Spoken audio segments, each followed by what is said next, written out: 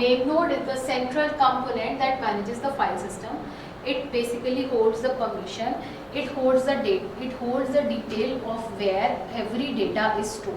So name node is basically the master system which holds the file information where actually the files are stored, and it only allows other components, other external machines like the client to allow read or write permission to such files. Now coming down to the next component, that is data node. Data node is basically the component of HDFS which is responsible for storing and managing actual data blocks on the local file system. That means it is the collection of system where actually the data is stored in distributed fashion. That means a large data set is arrived. It is divided into smaller fragments, and then different machines, different computer systems which are called data nodes hold those blocks of data. Now the third component is the client. Client in HDFS interacts with the name node, and name node allows access to manipulate, to store the data in the distributed file system.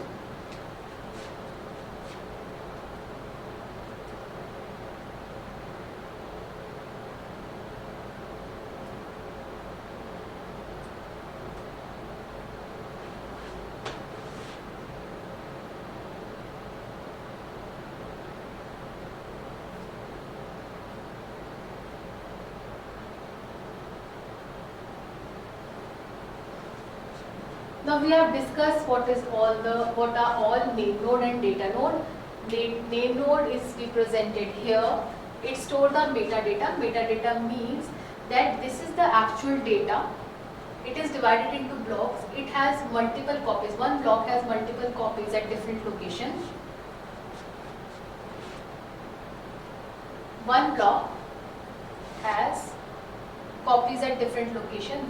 These are all data nodes. This is all data nodes. These data blocks are arrived in large data set. They are divided into chunks. Their copies are kept. Name node stores where actually a block of data is stored.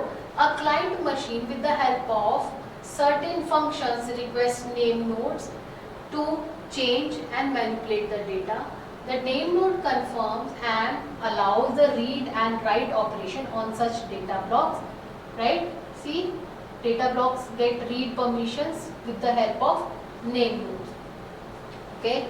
So, high availability is a feature of HDFS. High availability supports the use of secondary name node which can take over primary name node. If there are multiple numbers of name nodes which are managing these data nodes, then we have secondary name nodes which helps us to further properly manage this particular distributed file system. So what are the operations that can be conducted on distributed file system, Hadoop distributed file system? First, a client can create new files by interacting with the name node. We can create new files with the help of multiple functions. Client machine can read, can request name node to allow read access of the blocks from the data nodes, and ultimately file system in Hadoop distributed file system, the client machine can write data into this data blocks by taking permission from the name nodes. Now what the basic features of HDFS, the basic functionalities of HDFS, that it provides replication. What does that mean? It allows a single block of data to make multiple copies on the data node to ensure that if there any fault occur, it can be solved by storing the copy of the data at multiple locations. So these are rack. A rack has multiple data nodes. One rack can have multiple data nodes, and this is where all the data blocks are stored. The copy of the data are also stored at other racks as well. So if one rack, say one data node of a rack fails, the other rack of any of these different racks can have the copy of the data. It can have secondary name node in order to manage the high load on name node. We have secondary name node which helps to further manage the system in an efficient manner.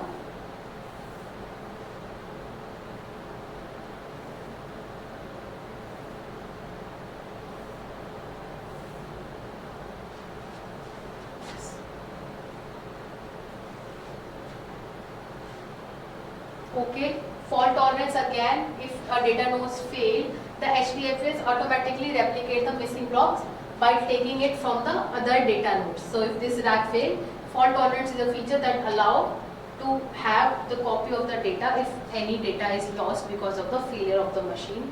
Load balancing is the HDFS balances the distribution of data across the cluster to ensure optimized performance and resource allocation. It does not store all the data at one computer. It keeps on dividing and fragmenting the data on other machines so that the allocation and the management of data becomes easier with the time.